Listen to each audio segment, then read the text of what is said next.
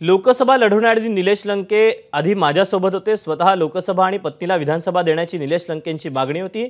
अजित पवारांनी of the record अशी माहिती दिली आहे। विद्यमान खासदारांमुळे भाजपने नगरची जागा सोडली नाही, त्यानंतर लंकेंनी शरद पवारांसोबत जाऊन लोकसभा लढवली असं अजितदादा यांनी अनौपचारिक गप्पांच्या दरम्यान म्हटलेलं आहे।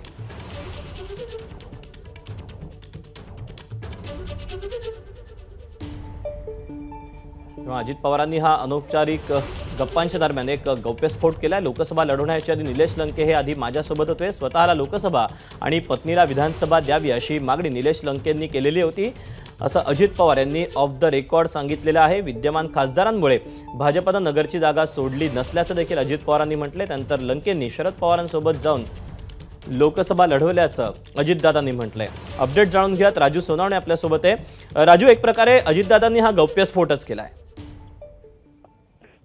पण पत्रकारांना म्हटलेलं आहे निलेश लंके जे आहे ते सुरुवातीला माझ्याकडे आले होते आणि मला लोकसभा द्या आणि माझ्या पत्नीला विधानसभा देण्यात यावी अशा प्रकारे म्हटलं होतं। कारण पालकमंत्री असताना जे आहे ते विखे पाटलांकडनं खूप त्रास झालेला होता। माझ्या अनेक कार्यकर्ते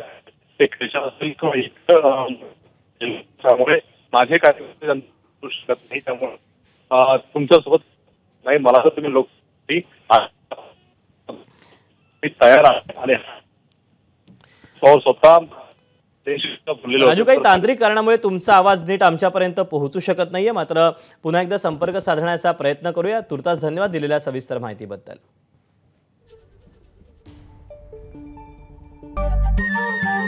नमस्कार। मन शुद्ध तुझं ही वेगळ्याच प्रकारची मालिका तुम्हा सगळ्यांना खूप आवडली होती। याचा दुसरा सीझन कधी येणार अशी विचारणा झाली। प्रतीक्षा संपली आहे मित्रांनो, येतोय मन शुद्ध तुझंचा दुसरा सीझन। होई मन शुद्ध